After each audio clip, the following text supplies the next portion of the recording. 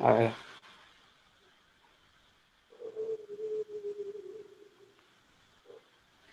Ok.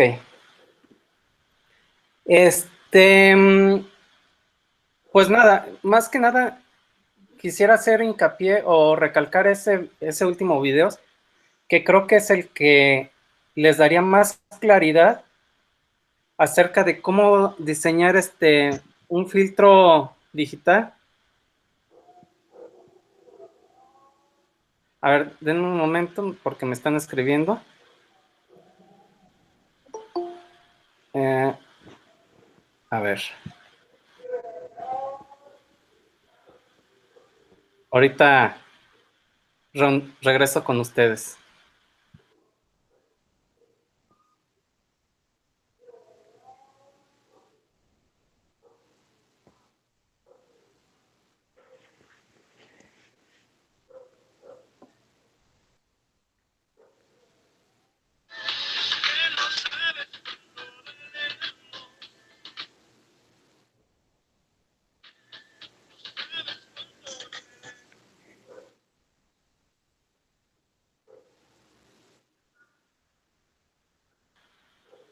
A ver, regresé. Ahorita creo que me van a volver a escribir, pero bueno, en lo que lo hacen.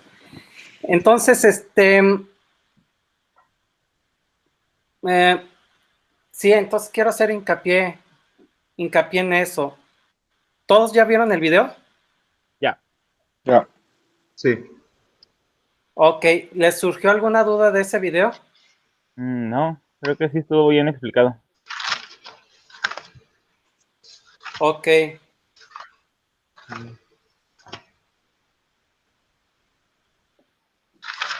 Este,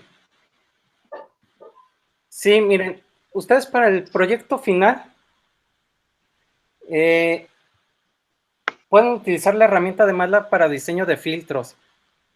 Sin embargo, está bien que sepan de dónde viene todo esto. Ahora bien, algo que tienen que tener cuidado con la herramienta de MATLAB que diseña filtros es la forma como les entrega los filtros.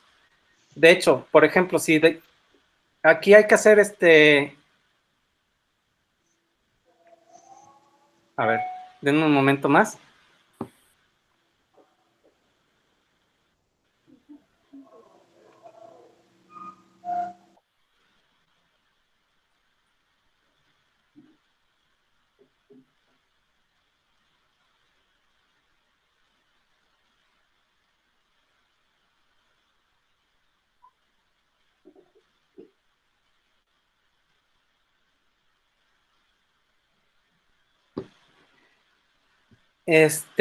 Ok, la herramienta de MATLAB. El detalle con la herramienta de MATLAB es de que, por ejemplo, si se ponen a diseñar filtros IR, es decir, los que tienen tanto polos como ceros, y diseñan filtros de más de orden mayor de 2, por ejemplo, un filtro de orden 5, lo que hace la herramienta de MATLAB de manera automática es de que les va a entregar ese filtro dividido en 3 secciones, 2 filtros de orden 2 y un filtro de orden 1. O sea, no les va a entregar un solo filtro de orden 5 como tal. ¿De acuerdo? Eso lo hace MATLAB porque a la hora de implementar, ustedes pueden tener bien implementado o bien diseñado un filtro de orden 2 y nomás empezar a conectar en cascada esos filtros de orden 2 hasta lograr, y un filtro de orden 1 hasta lograr el filtro del orden que ustedes deseen. ¿De acuerdo? Entonces, si van a utilizar la herramienta, no esperen que les entregue ¿cómo se llama? El filtro así de orden 5 como tal, como todos los coeficientes deseados, sino se los va a entregar en secciones de filtros de orden 2. ¿De acuerdo? No sé si alguien ya agarró la herramienta de MATLAB. Sí, ya. ¿Y si se fijaron en ese detalle? No, ese detalle no lo había visto. Bueno, no había visto como tal, hasta hace poco investigué sobre los IR. Habíamos visto en el equipo los FIR. Miren, bueno, de hecho los filtros sí ya habíamos platicado de ellos, ¿no? Que Sí, son filtros pero que tienen tanto polos como ceros. Las ujú, características de los filtros IR es de que a la hora de implementarlos son filtros que presentan recursividad, es decir, la salida se está retroalimentando Y una de las características, bueno, los filtros IR como tal, como lo dice su nombre, son filtros con respuesta al impulso infinita, ¿de acuerdo? Entonces eso les brinda mayor flexibilidad, por decirlo de alguna manera. Es decir, si ustedes quisieran implementar un filtro con un corte muy abrupto, posiblemente si lo quisieran implementar con un filtro FIR, necesitarían muchos coeficientes, lo cual conllevaría que la convolución fuera una convolución muy grande, lo cual es impráctico si quisieran hacer procesamiento en tiempo real, ¿no? Cosa que con el filtro IR lo pueden hacer con pocos coeficientes, ¿de acuerdo? Es decir, necesitarían llevar a cabo pocas operaciones para tener la misma, ¿cómo se llama? La misma frecuencia de corte abrupta, por decirlo de alguna manera, ¿de acuerdo? De hecho, en el video lo que diseñé fue ¿cómo se llama? Un filtro Butterworth, lo cual conllevó a un filtro IR y con 5 coeficientes en el, ¿cómo se llama? Denominador y 5 en el numerador, es decir, con 10 operaciones ya tienen esa, ¿cómo se llama? Esa respuesta deseada, ¿de acuerdo? Los filtros IR como tal presentan algunos otros inconvenientes que de hecho no los hemos abordado, por ejemplo, y algo que no hemos hablado, ¿no? Típicamente en los filtros siempre nos preocupamos, o bueno, la mayoría de las veces lo que nos preocupamos es la respuesta de magnitud en la frecuencia, es decir, cómo se van atenuando en magnitud cada una de las componentes frecuenciales, pero nunca nos preguntamos qué es lo que pasa con la fase. Si recuerdan, cuando estamos hablando en frecuencia, se modifica tanto la magnitud y la fase de las componentes frecuenciales, ¿de acuerdo? Entonces, una característica de los filtros IR es de que su fase es no lineal, mientras que los filtros FIR pueden tener fase lineal, pero es algo que no abordamos y por el momento no les pediría nada acerca del comportamiento en fase. Lo único que me interesaría que reportaran o que a la hora de hacer el diseño de los filtros es de que se preocupen en la magnitud nomás, pero nomás para que lo tengan en mente, ¿no?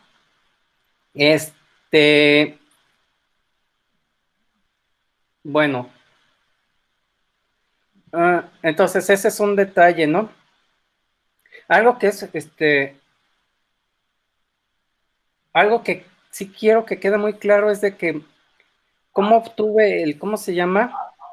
Cómo se obtuvo la función de transferencia del filtro que sea, y a partir de eso, sacar la transformada Z inversa para, ¿cómo se llama? Para así obtener la ecuación de diferencias, y eso es lo que se implementa finalmente, ¿no? A ver, ¿alguna duda de eso? No, de hecho bueno, al menos sí se me hizo muy claro en la explicación que dio, donde prácticamente se iban tomando los elementos de cuando decía a z a la menos uno, pues significa que es el elemento es la muestra anterior, y así como lo fue sacando, sí se me hizo bien la explicación, Ok, con sus coeficientes multiplicando.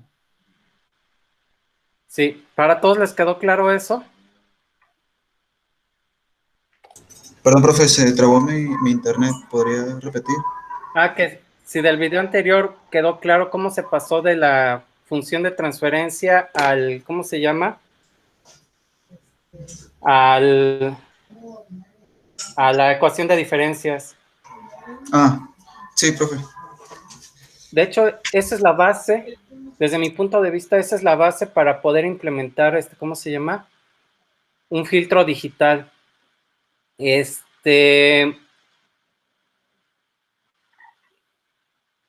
Ustedes pudieran hacer ahorita, bueno, si no tuvieran la herramienta de MATLAB para diseñar filtros, ustedes pudieran hacer sencillamente un filtro pasabajas o pasabanda, el que ustedes quieran, a partir de un filtro analógico. Es decir, ustedes agarran un filtro, el que ustedes quieran, pero con capacitor, inductancia, etcétera. Sacan su función de transferencia en el dominio S, es decir, en el dominio de Laplace.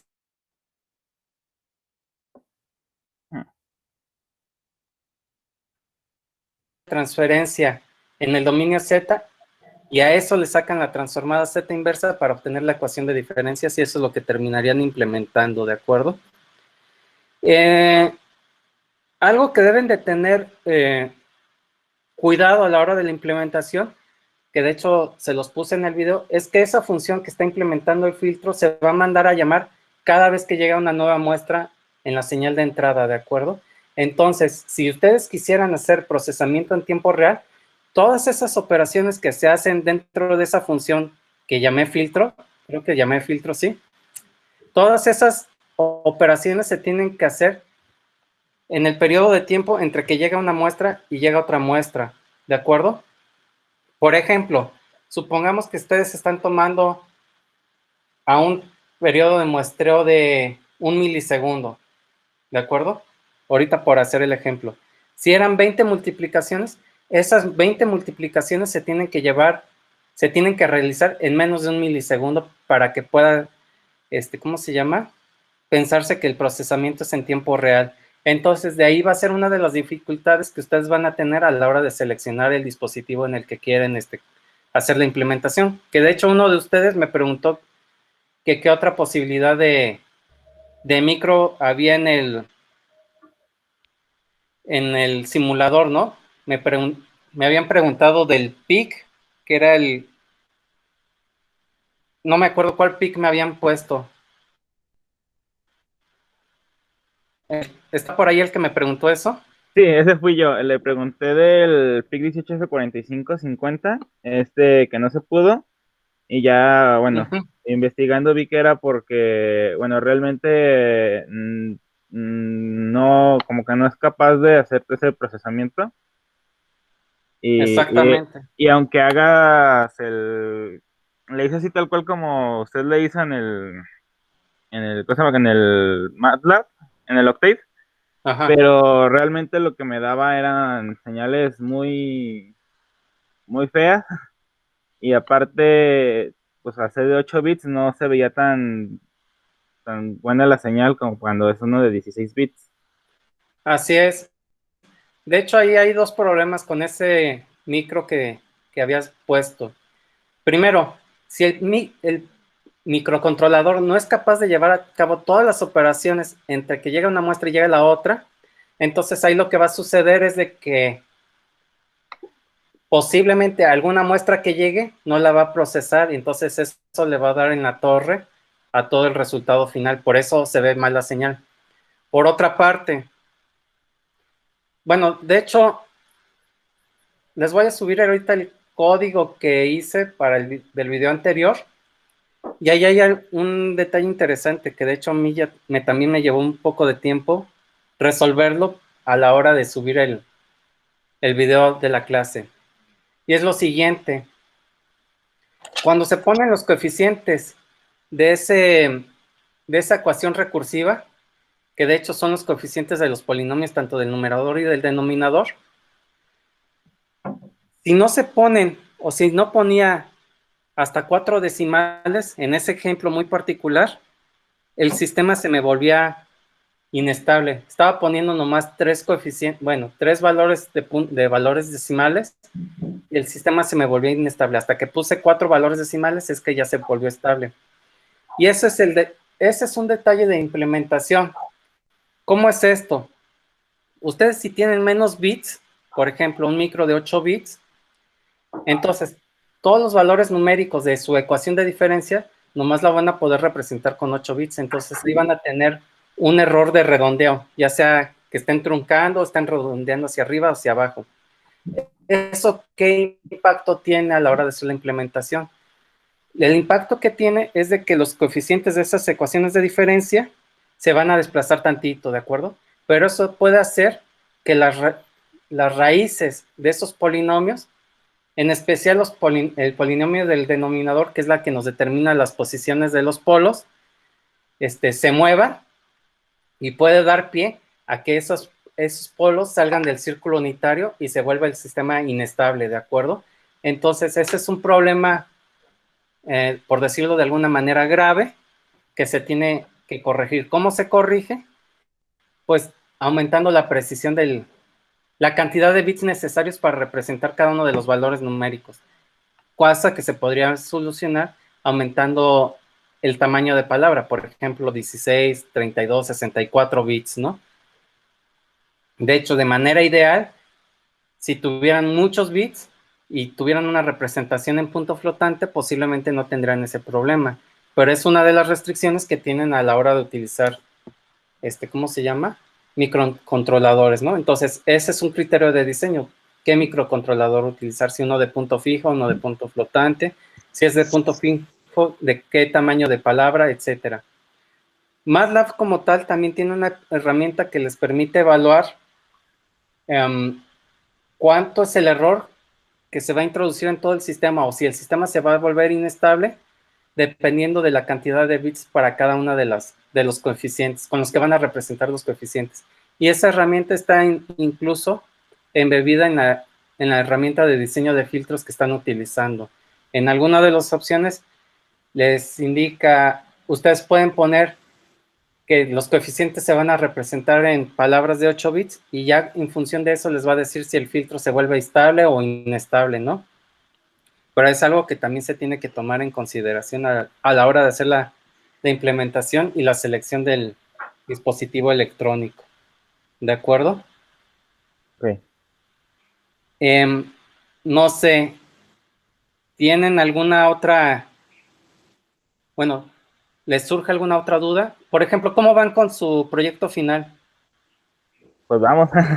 Bueno, como le comenté en el correo, la razón por la que había escogido el 18F4550, aparte que era con el que ya nos habían, bueno, al menos a mí ya me lo habían enseñado, es que a la hora de intentar hacer la simulación o buscar otros, como el STM30F4 creo que era, o el FPGA o cosas así, nunca encontré o no encontré en las librerías para instalarlas en Proteus, aparte que vi algunos comentarios en algunos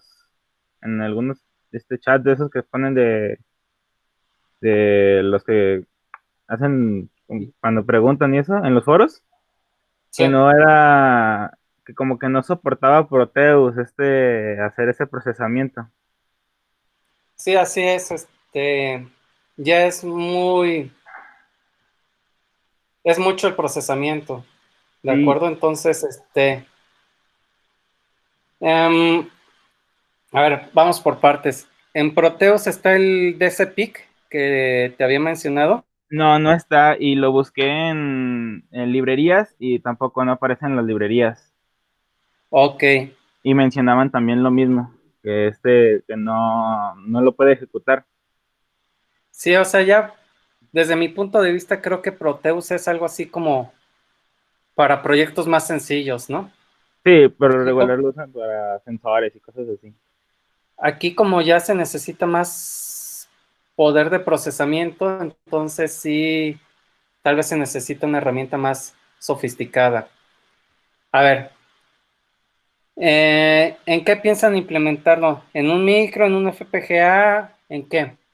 Bueno, al último con el que me hallé más fue con el micro, con el STM32F40.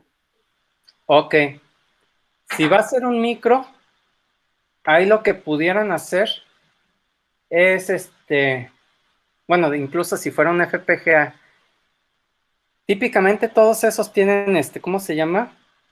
Su herramienta de desarrollo, ¿no? Que es un editor de textos, el compilador, y algunos de ellos les permite incluso hacer simulaciones, ¿no? Es decir, le pasan una cama o le ponen una cama de pruebas y les arroja los resultados. ¿Correcto? ¿Sí han hecho Sí, eso? no lo he hecho, pero sí lo he visto en videos. Ok. Esa podría ser una posibilidad. Es decir, escriben ¿cómo se llama? Su código eh, para el dispositivo con el que vayan a trabajar. Y si la herramienta se los permite, lo que pueden hacer es inyectarle un vector de prueba, que en este caso sería la señal de audio, por ejemplo, y las herramientas típicamente lo que pueden hacer es de que en otro archivo les graban algún registro o la salida microcontrolador, ¿de acuerdo? Entonces, con ese archivo de salida, ustedes ya lo pueden graficar en MATLAB o reproducir, etcétera, ¿no? Entonces, esa podría ser una solución para validar que lo que estén diseñando es correcto. Y en el supuesto, bueno, otra posibilidad que también se puede, pero esa creo que por la falta de tiempo es un poco más complicada. Simulink de MATLAB, entre una de sus tantas herramientas, permite hacer como, bueno, de su código les genera, bueno, de su filtro, les puede generar código en C o lenguaje de descripción de hardware para un FPGA, para implementarlo ya sea en un DSP, en un Arduino, no me acuerdo en qué más. Pero aparte les brinda la posibilidad de que eh, ustedes utilicen Simulink como cama de pruebas, es decir, Simulink genera las señales de prueba, tenga un bloque que diga DSP o Arduino o lo que sea, se le inyecta a ese dispositivo esa señal y de manera virtual ya la entrega a Simulink y ustedes pueden en Simulink hacer las operaciones necesarias para ver si la señal que está arrojando es, ¿cómo se llama? Es correcta, ¿no? Pero creo que eso les tomaría un poco más de tiempo, que es ahorita lo que no tienen. Entonces, aquí mi sugerencia para ver que esté funcionando lo que estén proponiendo es, ya sea con el programa de su dispositivo, el compilador, si les permite hacer pruebas, hacer las pruebas ahí mismo, y si no, en el último de los casos, pues hacer la implementación en Simulink o en MATLAB, ¿no? Pero sí, de preferencia hacer la implementación en algún, bueno, simular la implementación en algún dispositivo. ¿Ok? Sí, está bien, profe. No sé, ¿alguna duda? De hecho, quiero que agarrar esta sesión para que quede muy claro lo del video pasado. Creo que ese es uno de los puntos claves del curso y que les ayudaría a entender de mejor manera lo que van a hacer en su proyecto final. ¿Alguna duda? No, del video pasado yo no tengo duda. ¿Los demás? Yo tuve problemas en MATLAB, pero a la hora de crear la función. Ok. No sé si sea diferente en Octave a MATLAB, no sé si la línea de códigos de comandos sean distintas, pero me marcaba muchos errores. En principio, a la hora de declarar la función. No, de hecho, ¿cómo se llama? La sintaxis es muy similar. Para declarar funciones en MATLAB utilizas la función function, después pones el vector que va a entregar con todas las variables que va a entregar, eso lo igualas al nombre de la función y entre paréntesis los parámetros que se le va a pasar a la función. Y posteriormente, dentro del cuerpo de esa función, ya se ponen todas las rutinas que se van a hacer y todo eso se cierra con creo que en MATLAB se cierra con un end, nomás, no end function. Eso nomás sería cuestión ¿cómo se llama? De verlo en la ayuda de MATLAB, ¿no? Ok. Y no debería de haber tanto problema. Y, ah, y bueno, nomás lo que sí hay que tener cuidado tanto en MATLAB como en Octave es de que para poderlo correr en la línea de comandos tienen que guardar la función. Y la función debe estar guardada con el mismo nombre que llamaron la función. Y además debe estar en la carpeta de trabajo de MATLAB, porque si no, no la puede encontrar. ¿De acuerdo? Sí. Entonces, nomás tener esas precauciones. ¿Alguna otra, algo con lo que se hayan, ¿cómo se llama? ¿Atorado? Yo tengo una duda, pero es respecto a una de las tareas. No había visto que tenía ese hueco hasta que hice la tarea de la transformada Z. Es algo, o sea, se me hace como un absurdo, pero sí. Es en cuestión de la estabilidad. Cuando tiene los ceros en uno y -1 y los tiene dentro como es el ejemplo de la tarea, yo lo entiendo haciendo como un paralelismo con con Laplace, que a Ujú. veces tenemos en el origen y los demás están del otro lado ¿cómo se llama? Sí. En la región estable y se mantiene estable. Así que no sé ¿Pero si eran ceros o polos? eran ceros. Según yo no afectan nada, ¿no? O sea, lo más Los, nos tomamos en cuenta los polos. así es, los polos son los que determinan la estabilidad. Véanlo desde este punto de vista. ¿Los polos qué son? Los polos son los valores que hacen que el polinomio del denominador se haga cero y por lo tanto toda la función infinito, ¿de acuerdo? Ujú, Pero adicionalmente, ese polinomio como tal es el que les indica cómo se va a dar la recursividad, es decir, es el que les va a decir cómo se van a retroalimentar la salida, ¿de acuerdo? Supongamos un sistema que no tuviera retroalimentación de la salida.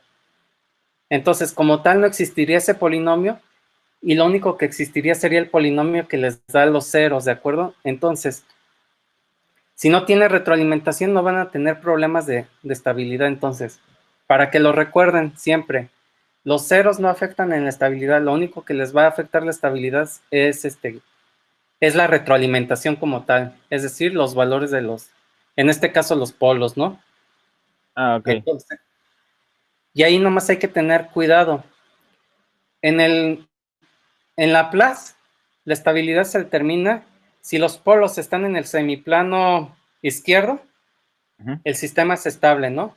En sistemas digitales, la estabilidad se determina si los polos están dentro del círculo unitario, ujú, ¿ok? ok. El caso crítico es qué pasa tanto en Laplace como en transformada Z cuando los polos están si es Laplace, en el eje J omega, o si es en transformada Z cuando los polos se encuentran en el círculo unitario. Eso es ahí donde no podemos dar una respuesta satisfactoria. Sí, sí se ve por qué. Por Bueno, ejemplo, ah, en Laplace, ¿qué pasa cuando tienen polos sobre el eje J omega? se vuelve un sistema que va a estar oscilando. Exactamente. En función de dónde se encuentren esos polos, ¿de acuerdo? De Ujú, hecho, la ubicación de los polos en el eje J omega les va a indicar cuánto va a ser la frecuencia de oscilación. ¿Estamos de acuerdo? ujú, Lo mismo ocurre con los sistemas digitales. Si los polos se encuentran en el círculo unitario, exactamente sobre el círculo unitario, lo que va a ocurrir es que el sistema va a empezar a oscilar, ¿de acuerdo? ah, ok. Entonces, ahí no podemos decir que sea ni estable ni inestable. Si no me equivoco, en algunas partes le ponen como metaestable o algo así, ¿de acuerdo?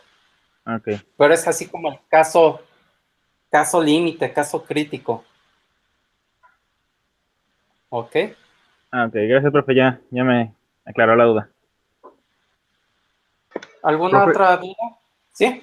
sí, con respecto a la tarea de la transformada Z, estaba viendo que en la primera, bueno, en el primer problema dice que utilizar la transformada Z unilateral.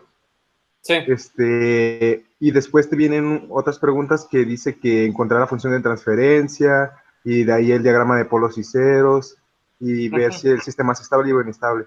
Mi pregunta es, Sí. este, para sacar Ujú. la función de transferencia, ¿se hace con la transformada Z o hay una forma de transformada Z unilateral? O no sé, mi confusión está entre la transformada Z y la transformada Z unilateral. Sé en qué se diferencian. Sé que la transformada Z unilateral va de puros valores positivos, de cero a infinito. Ajá. Y que también es para condiciones iniciales. ¿Es correcto?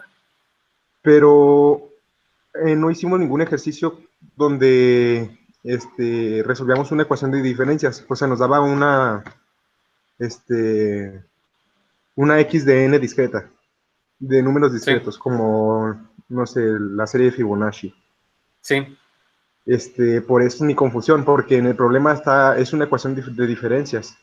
Entonces, para Ok. aplicar transformada Z unilateral, no sé, me confundí muy fuerte con transformada Z y transformada Z unilateral. Sé que también la unilateral te dice los valores que estaban antes o después, pero no Ok, sé. Sí. sí. Ok.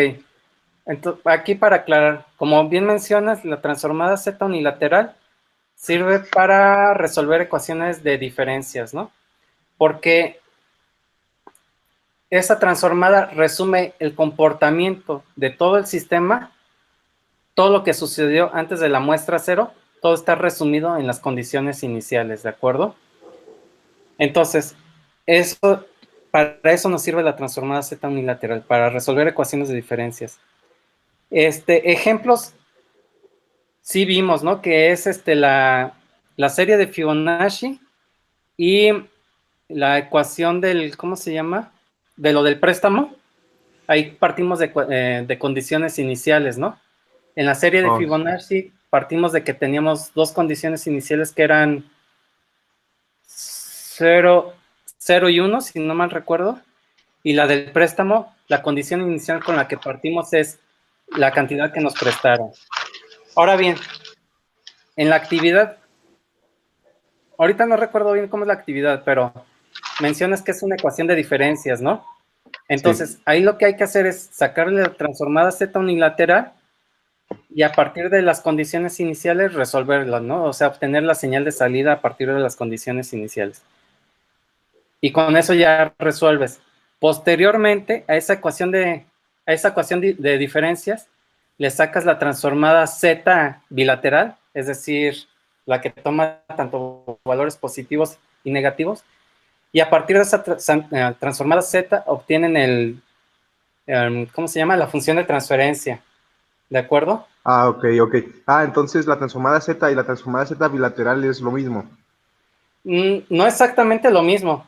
La transformada Z como tal considera tanto valores positivos y negativos, es decir, resume, más bien, analiza todo el sistema desde el instante de tiempo menos infinito hasta el instante de tiempo más infinito. Mientras que la transformada Z unilateral nomás considera todo lo que va a pasar en el sistema a partir del instante de tiempo cero hasta el más infinito. ¿Y qué es lo que hace la transformada Z unilateral? Como desconoce qué pasó antes, o bueno, como no lo está analizando, incorporan esa información a partir de las condiciones iniciales. ¿De Ah, sí, acuerdo? sí, sí, sí. Pero la Entonces, transformada Z bilateral, la bilateral es diferente a la unilateral. exactamente, sí. Y ambas son diferentes a la transformada Z, ¿no? No, de hecho, ¿O la no? transformada Z, la primera que vimos es la transformada Z bilateral. O sea, nomás Ah, hay ok, dos, ok. Es que la la volvimos a ver. unilateral y la bilateral. Es que la ¿Eh? volvimos a ver. La volvimos a ver porque vimos primero transformada Z, después vimos transformada Z unilateral y después volvimos a ver transformada Z bilateral Mm, en no, videos ya más bueno, no adelante. recuerdo eso, pero de transformadas Z nomás hay dos, la unilateral y la bilateral. Típicamente, si no le ponen ningún adjetivo, es decir, si nomás les dicen transformada Z, se Ok. refiere a la transformada Z bilateral. Ah, está bien. Sí, y nomás recordar esto, ¿no? La transformada Z unilateral está enfocada, o su principal uso es para resolver ecuaciones de diferencias, ¿no? O bueno, para considerar sistemas en donde les dan a ustedes las condiciones iniciales, ¿de acuerdo? Sí. Si ustedes tienen o quieren hacer el análisis en el dominio Z de su sistema, tienen que utilizar la transformada Z bilateral, es decir, la que considera desde menos infinito a infinito. ¿Ok? Ok, ¿y la bilateral qué aplicaciones tiene? La unilateral es para ecuaciones de diferencias. ¿Y la Ajá. bilateral? La bilateral es la que les da la descripción del sistema en el dominio Z. Ah, ok. Es decir, eh, a partir de esa pueden obtener el diagrama de polos y ceros, pueden determinar si el sistema es estable o inestable. Eh, si ya tienen el sistema en el dominio Z, pudieran hacer la evaluación de esa función en Z en el círculo unitario y obtendrían la transformada de Fourier. Si ya tienen esa transformada de Fourier, podrían discretizar en el dominio de la frecuencia, es decir, no evaluar todos los puntos del círculo unitario, sino en un número discreto de ese círculo unitario y obtendrían la transformada discreta de Fourier. Entonces, les sirve más para hacer análisis, ¿cómo se llama? Análisis de estabilidad en el dominio de la frecuencia, etcétera. Adicionalmente, es lo mismo que sucede en Laplace.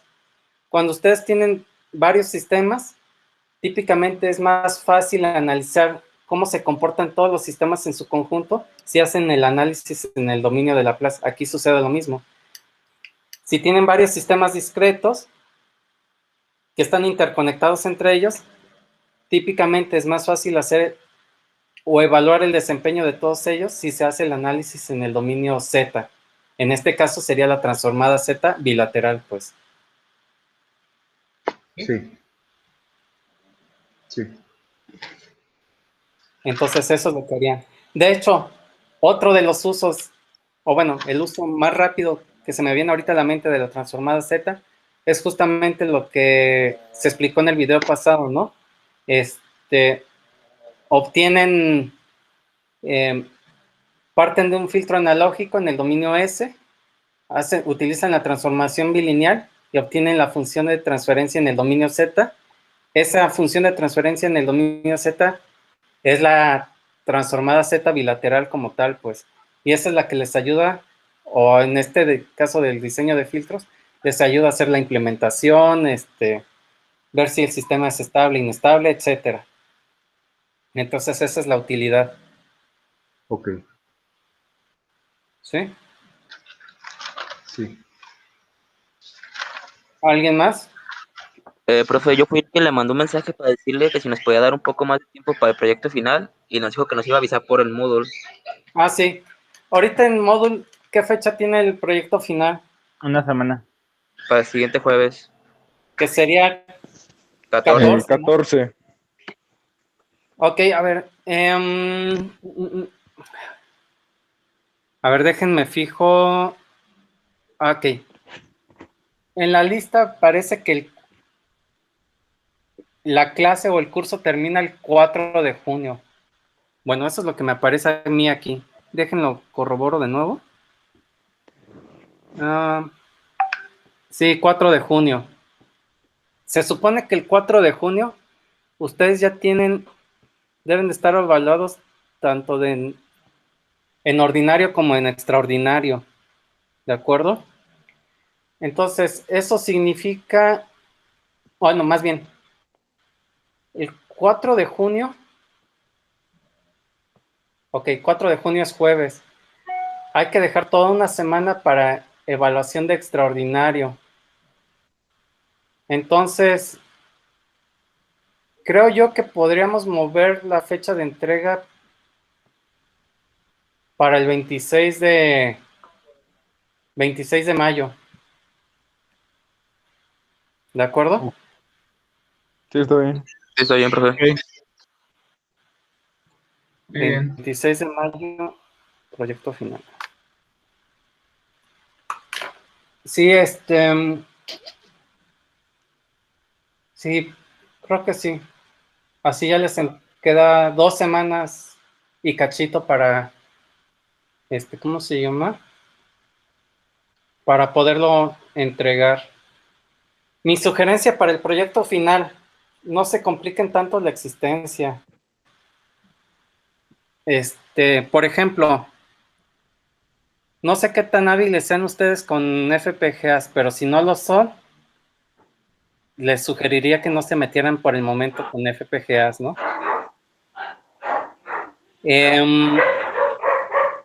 ¿Cómo se llama?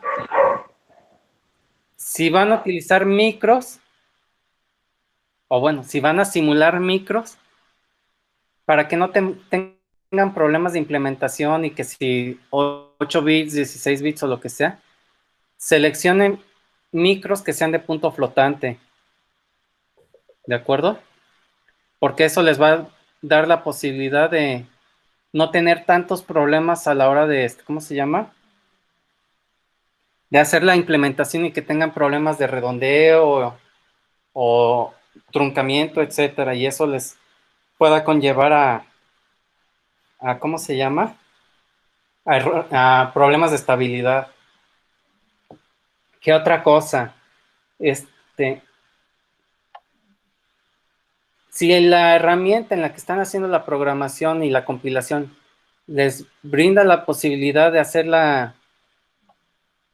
¿cómo se llama? La prueba, entonces utilícenlo, ¿no? O sea, así como en los FPGAs, que ustedes pueden meterle una cámara de prueba, lo cual es un archivo de texto que puede ir leyendo y lo simula, y en otro archivo de texto les escribe el resultado. Si su herramienta que están utilizando les permite hacer eso, utilícenlo, ¿no? Y ya nomás analizan los resultados en MATLAB, por ejemplo, y eso es lo que me reportan o lo que entregarían, ¿no? ¿Qué más? Traten de hacer todo lo más simple posible, ¿no? Y pues básicamente eso. Les digo, si al final de cuentas no encuentran el dispositivo o el método adecuado, pues terminen haciendo en ¿cómo se llama? Posiblemente en Simulink. O bueno, en MATLAB. A ver, no, que estará mejor. Bueno, podrían hacer una combinación de Simulink y MATLAB, es decir, en MATLAB escribir la función que describa su filtro y mandarlo a llamar como un bloque en Simulink y que nomás le metan una señal de audio y que por el otro lado les entregue ¿cómo se llama? Ya la señal filtrada, ¿no? O algo así. Entonces eso pudieran hacer en todo caso, ¿no? Pero sí, la idea aquí sería que en la medida de lo posible trataran de utilizar un dispositivo físico, ¿no? Y que se enfrenten a los problemas de una implementación real, es decir, la velocidad de procesamiento, el ancho de los bus de datos, la memoria que tiene el dispositivo. Tal vez no les alcance la memoria para todo el programa y los coeficientes. No sé, o sea, más bien, que se enfrenten a esos problemas, ¿no? Sé que, bueno, con las condiciones actuales es más difícil todavía, pero sería, ¿cómo se llama?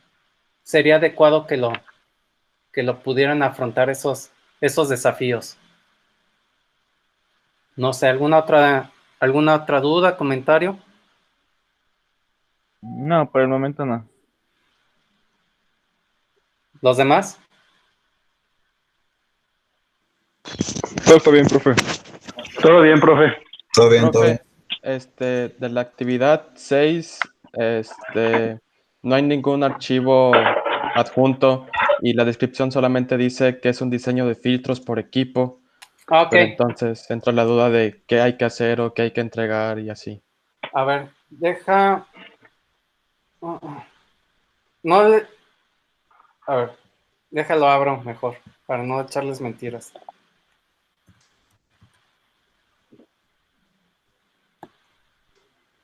Y de paso sirve que modifico la fecha de entrega del proyecto. A ver. Bueno, básicamente en la actividad 6 es diseñar un filtro, pero ese sí a mano, pues, o sea, partir desde el filtro analógico Butterworth y convertirlo a filtro digital. O sea, haciendo a mano ¿cómo se llama? Todo el Todo el desarrollo, proceso. ¿no? A Ok. ver, actividad 6. Ah, sí, cierto, no. Pues vamos a fijarlo aquí de una vez. Diseñen un filtro. Bueno, vamos a dejarlo fácil para que no se complique en la existencia. A partir de un filtro Butterworth de... Es más, no vamos a complicarnos la existencia. Repliquen, ¿cómo se llama? Lo que se hizo en los dos videos anteriores. O sea, tanto el diseño Butterworth analógico y cómo pasarlo a digital. Replíquenlo y lo que van a reportar son, bueno, el proceso y la simulación de que está funcionando eso que están haciendo, ¿no?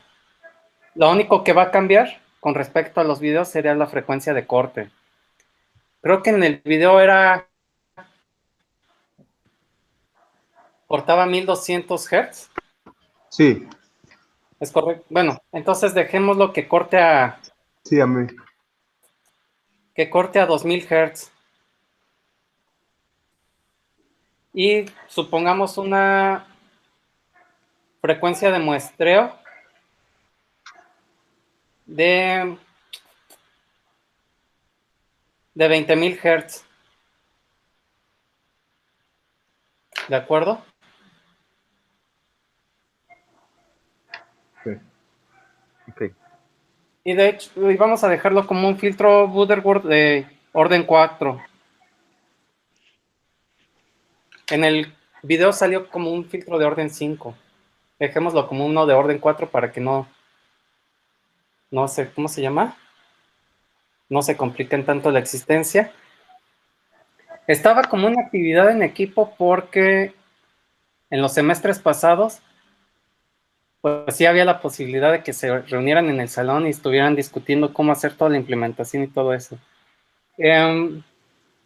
Dejémoslo también en equipo, pero trabajen así de manera remota, ¿no? El chiste es de que todos en el equipo sepan qué es lo que se está haciendo y cómo se va a hacer, ¿no? ¿De acuerdo? Ok. Entonces, Está bien. un pasabajas de orden 4, o sea, a partir de un filtro Butterworth pasabajas de orden 4 y convertir con frecuencia de corte de 2000 Hz y convertirlo al filtro digital, suponiendo una frecuencia de muestreo de 20 kHz. ¿Ok? Y lo que reportarían serían todos los cálculos a mano, o sea, similar a lo que yo hice en el Pintarrol y y la simulación, ¿no? O sea, básicamente lo mismo que yo hice, porque lo hagan ustedes ahora. ¿De acuerdo? Sí, está bien. Sí, está bien, profe. Está bien, profe. Va. Y sí, la simulación en Octave o MATLAB. Y El- los reportes, pues ya saben, en PDF. Si es actividad en equipo, puede ser un reporte por cada equipo, pero cuiden de que cada uno de los miembros del equipo lo suba, ¿no? O sea, aunque sea el mismo reporte, cada uno súbalo, pues. Ujú. ¿De acuerdo? Ah, sí, ya sé qué iba a hacer. Iba a modificar esto.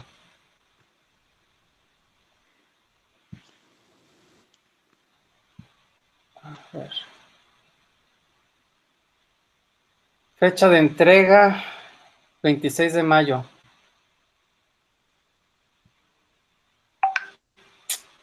Ah, sí. Bueno, dejémoslo. Sí, 26 está bien.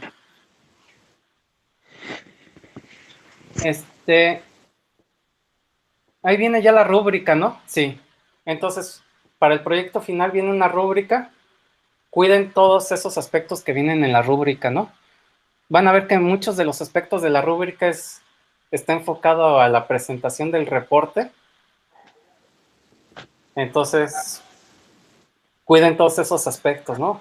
O sea, desde cosas tan sencillas como que tenga el nombre de los integrantes, a cuestiones un poco más sofisticadas como que esté bien redactado, la ortografía, etcétera. Entonces, para que cuiden todo eso, ¿no? ¿De acuerdo? Sí, está bien. Muy bien. Bueno, ¿alguna otra duda? No, ¿Comentario? No, profe. ¿Algo? ¿Nada? ¿Todo bien entonces? Profe, ¿Sí? había mencionado que iba a haber otro examen, ¿ya hay fecha para eso? De hecho, sí falta un departamental. El departamental, a ver, dejen abro de nuevo el calendario. Ok, lo podríamos fijar para el 21 de mayo, yo creo, que es jueves. ¿De acuerdo? Y va a ser el mismo formato que, ¿cómo se llama? Que el anterior, es decir, en línea. Los conceptos que se verían sería lo que se ha visto hasta este último video. Es decir, transformación bilineal. Bueno, desde transformada de Fourier, ¿no? Transformada de Fourier, transformación bilineal. ¿Qué más? Implementación de filtros. Bueno, ya hemos platicado acerca de implementación de filtros, o sea, la forma directa 1, la forma directa 2. Faltaría, bueno, no vimos la forma transpuesta, pero bueno, eso tampoco creo que no viene en el examen, así que... bueno, y diseño de filtros, ¿no? O sea, Butterworth y eso. Entonces, enfóquense en esos temas, ¿de acuerdo? ok. Es importante de que todos tienen acceso al libro de texto, o bueno, por lo menos algún libro de procesamiento digital de señales. Sí. Sí, Sí, yo sí. Sí. Ok, entonces para que estén estudiando del libro de texto, ¿no? Porque si de por sí, de manera presencial, es difícil tener la retención de los conocimientos, creo que de manera virtual es todavía más complicado, ¿no? Aunque pensaría que los videos les pudiera servir un poco más porque tienen la posibilidad de repetir lo que no haya quedado claro, pero bueno, creo que es complicado. Aquí el punto al que quiero llegar es de que eh, a final de cuentas el libro de texto es su herramienta más importante, ¿no? Más que nada yo estoy aquí casi como una guía y así deberían de ver a todos sus maestros, pues como una guía y ustedes son los que deberían o deben de procurarse la obtención del conocimiento. Entonces, para que den una repasada de sus libros de texto, pues. Muy bien. Muy bien. sí, está bien. Bueno, ¿alguna otra duda o comentario o algo? No, Si después me surgen dudas, ¿puedo mandarle correo? Sí, de O... hecho, he tratado de contestar los correos lo más pronto posible. Nada más que algunos correos sí me han llegado, creo, en la noche, ¿no? Entonces, trato de contestarlos al día siguiente, pues. Pero sí, trato de contestar todos lo más pronto posible y sí, si surge algún problema o duda, pues por correo electrónico, no hay problema. Em, sí, sería eso. ¿De acuerdo? Profe, Muy bien. y tentativamente, como cuántos temas nos faltarían por ver. Am, de hecho, ya son los últimos temas del temario. Em, a ver, abro el temario. Nike.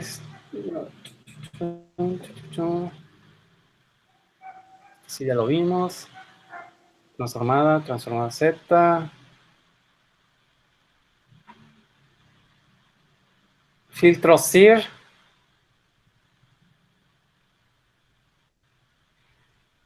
Básicamente, es que la última unidad que se llama implementación de filtros digitales, creo que ahí la mejor manera de aprenderlo es en la práctica, es decir, que hagan su, ¿cómo se llama? Su proyecto final, que es la implementación del filtro. Ahí yo creo que lo que voy a hacer para ese último, ¿cómo se llama? Último tema, que son efectos de cuantización y todo eso, es decir, los problemas que surgen a la hora de implementar en un dispositivo de punto fijo, es decir, cuando tienen 8 bits o 16 bits, etcétera, es lo que discutíamos hace un rato, ¿no? Que pudieran hacer que los sistemas se vuelvan inestables o que ya no tengan el comportamiento que ustedes deseen, ¿no? Ahí yo creo que lo que vamos a hacer es, les voy a sugerir alguna lectura, y podemos hacer una sesión de preguntas y respuestas. Por ejemplo, para el jueves de la próxima semana. Y con eso terminaríamos, pues, todos los temas. ¿De acuerdo? De hecho, ya con eso se acaba todo. Entonces, para que le dedicaran el resto del tiempo a terminar su proyecto, ¿no? ¿De acuerdo? Sí, está bien. Muy bien, profe. Nomás aquí recordarles, el proyecto final tiene una ponderación del 30%, o sea, es bastante con respecto a la calificación final para que, ¿cómo se llama? Se esmeren en realizarlo, ¿no?